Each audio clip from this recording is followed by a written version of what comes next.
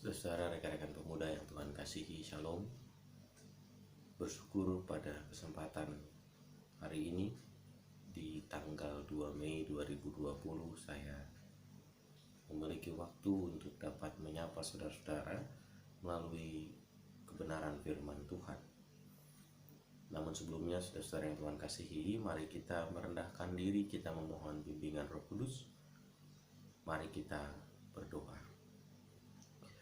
Bapa di dalam sorga, kami bersyukur kepadamu sebab hari ini kami masih diberikan kesempatan untuk kembali dapat mendengar dan merenungkan firman Tuhan. Biarlah selaku kaum muda kami dapat mengerti dan memahami apa yang menjadi rencana dan kehendak Tuhan. Kami percaya bahwa di usia muda kami membutuhkan bimbingan dan tuntunan Tuhan, terlebih kiranya kebenaran firman Tuhanlah yang memandu kami ketika kami melangkah, bahkan ketika kami menata kehidupan ini. Oleh karena itu, saat ini bersama-sama kami hendak mendengar dan merenungkan firman-Mu. Kuasai hati dan pikiran kami oleh kuasa Roh Kudus, supaya apa yang kami dengar tidak menjadi sia-sia. Dalam nama Tuhan Yesus Kristus kami berdoa. Amin. Saudara rekan-rekan muda yang Tuhan kasihi, saya memilihkan bacaan kita saat ini adalah 1 Yohanes pasal yang kedua ayat yang ke-6.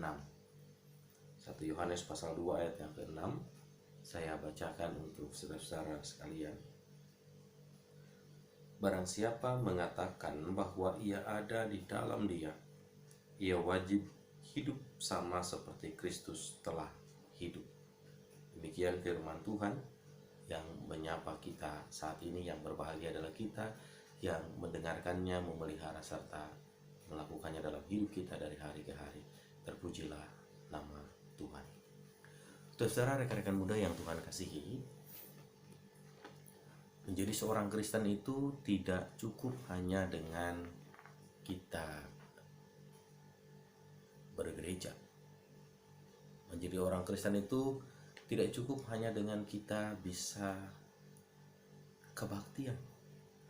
Menjadi seorang Kristen itu tidak cukup hanya dengan bisa membaca Alkitab. Tapi saudara-saudara yang Tuhan kasihi, menjadi seorang Kristen itu juga perlu memiliki hati yang siap dipimpin. Bukan hanya dipimpin oleh teman.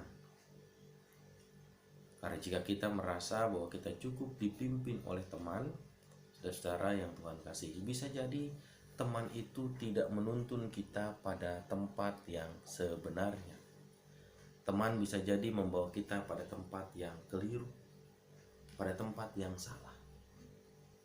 Oleh karena itu, selaku kaum muda, kita perlu dipimpin oleh pribadi yang siap mengantar kita menyusuri jalan yang berkenan di hadapan Tuhan. Teman bisa memimpin, orang dewasa bisa memimpin kita, tetapi itu tidak cukup, saudara. Karena bisa jadi ketika kita dipimpin oleh teman, dipimpin oleh orang yang lebih dewasa dari kita, kita tetap mengalami kegagalan, kita tetap mengalami kekeliruan, kita tetap berada dalam sebuah kesalahan. Oleh karena itu, saudara-saudaraku, rekan-rekan muda yang Tuhan kasihi, firman Tuhan yang saya bacakan tadi, 1 Yohanes pasal 2 ayat yang ke-6, ingin mengajak kepada kita bahwa kita perlu dipimpin oleh Allah. Artinya ketika kita percaya kepada Allah, mengimani Kristus sebagai Tuhan kita, mengimani Dia sebagai juru selamat kita, maka kita harus memberikan kesempatan dan ruang yang cukup luas agar Dia sendiri yang memimpin perjalanan kita. Mengapa Kristus yang harus memimpin perjalanan kita, saudara-saudara?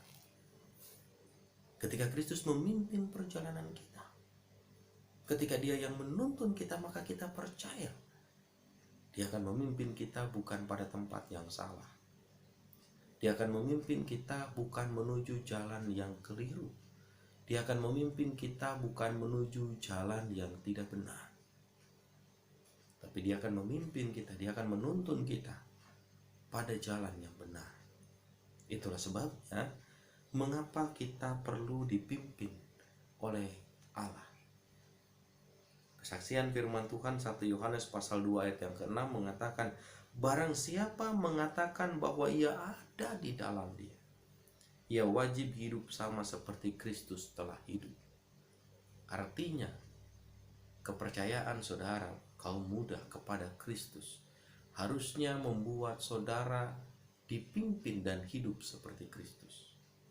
Itulah sebabnya dipimpin oleh Kristus menjadi bagian yang penting untuk menjadi bagian dari penghayatan kita sebagai kaum muda.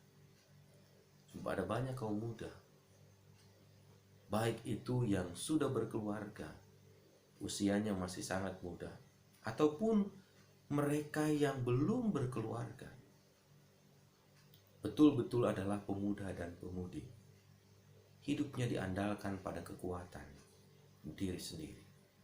Hidupnya didasarkan pada kemampuan diri sendiri, pada pengetahuan yang dimiliki, pada daya dan kekuatan yang ada padanya.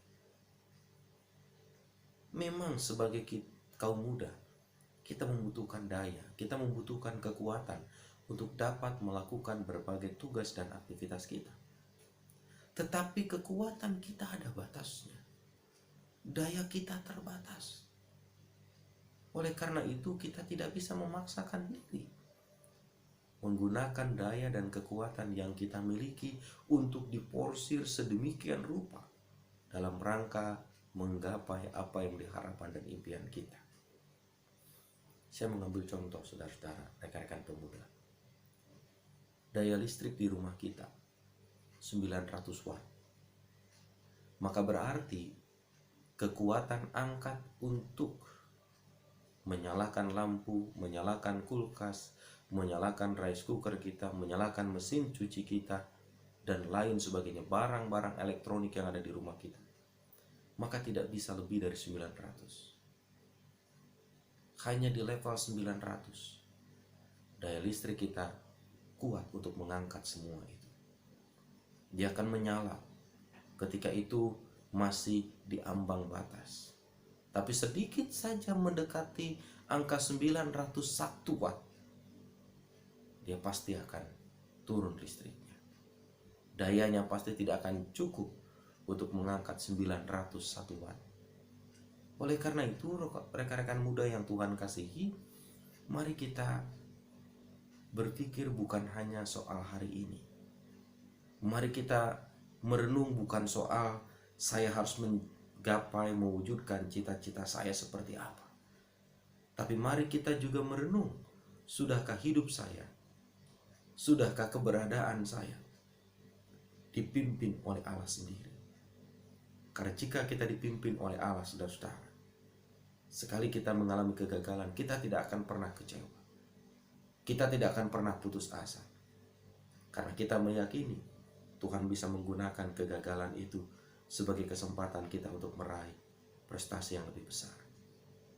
Karena itu kaum muda Kristen harus berani dipimpin oleh Allah. Dipimpin oleh Allah berarti yang pertama, berani mendengarkan suara Allah dan berani memutuskan suara yang bukan datangnya dari Allah. Mendengarkan suara Allah berarti apa yang Alkitab katakan, apa yang firman Tuhan katakan, itu menjadi bagian yang bukan hanya didengar, tapi juga berani mulai untuk dipraktekkan. Berani dipimpin oleh Allah berarti berani mengarahkan pikiran, perasaan, hati, bahkan tujuan hidupnya hanya di dalam Tuhan, bukan di dalam manusia. Yang kedua, berani dipimpin oleh Allah berarti melakukan segala sesuatu dalam perjalanan hidup ini bertindak bijaksana. Ketika dia tahu bahwa teman-teman itu mengajak dia untuk melakukan yang tidak baik, dengarkan Allah berbicara bahwa itu tidak baik untuk dilakukan, itu tidak baik untuk diikuti, itu tidak baik sebagai seorang muda Kristen. Maka kita harus berani untuk bijak menentukan pilihan hidup kita. Berani dipimpin oleh Allah berarti berani untuk menolak ajakan-ajakan, bujukan-bujukan, rayuan-rayuan yang pada akhirnya justru membuat kita dibenci oleh Allah. Jangan kira Allah tidak tahu apa yang kita buat, saudara-saudara kaum muda. Jangan kira Allah tidak melihat apa yang kita lakukan. Allah melihat apa yang kita buat. Allah melihat apa yang kita lakukan. Ketika yang kita lakukan itu tidak baik, ketika yang kita lakukan itu tidak benar, bukan berarti Allah tidak mengingat itu semua. Allah kita adalah Allah yang sangat mengingat. Allah kita adalah Allah yang sangat tahu ketika apa yang kita buat, apa yang kita lakukan itu tidak sesuai dengan kehendaknya, maka Allah akan mengingat itu semua. Yang ketiga, saudara-saudara yang Tuhan kasihi, berani hidup dipimpin oleh Allah, maka berani melakukan dan menjalani hidup ini dalam gaya hidup seperti Kristus telah meneladankannya. Yang itu berarti Bapak Ibu, saudara-saudara, kaum muda yang Tuhan kasihi, kita diingatkan kembali betapa penting dan berharganya meneladani karya dan perbuatan Kristus itu sendiri. Agar dengan demikian ketika hidup kita benar-benar dipimpin oleh Allah. Agar dengan demikian ketika hidup kita benar-benar dipimpin oleh Roh Allah. Maka kita bukan hanya bertindak benar, maka kita bukan hanya bersikap benar, tapi juga kita memiliki gaya hidup yang benar di hadapan Tuhan. Oleh karena itu, jangan malu dipimpin oleh Allah. Oleh karena itu, jangan malu jika kemudian harus melakukan tindakan dan perbuatan yang menyenangkan Allah. Karena ketika tindakan dan perbuatan kita menyenangkan Allah, sekalipun itu tidak menyenangkan sesama kita, Allah justru akan mengapresiasi itu dengan upah yang terbaik. Perhatikan saudara muda kita, Yosua. Ketika Yosua hidupnya dipimpin oleh Allah, ketika Yosua hidupnya diarahkan untuk mendengarkan Allah, ketika Yosua memiliki gaya hidup yang mencerminkan kepatuhan dan ketaatannya kepada Allah, Yosua mendapatkan kesempatan menggantikan Musa memimpin bangsa Israel menuju tanah perjanjian.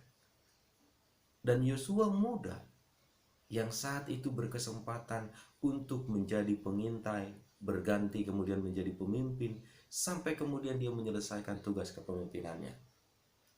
Dia tidak pernah melupakan pimpinan Allah. Sampai kemudian dia berpisah dengan bangsa Israel itu, dia pun masih tetap melakukan pimpinan Allah dengan benar. Bahkan hidupnya selalu terpimpin di dalam Tuhan. Demikian pula kita, saudara-saudara. Manfaatkan waktu muda dan usia muda kita untuk membiarkan diri kita dipimpin oleh Allah sendiri. Karena ketika kita dipimpin oleh Allah, kita percaya hidup kita akan dibawa pada sukacita. Tuhan memberkati kita. Amin.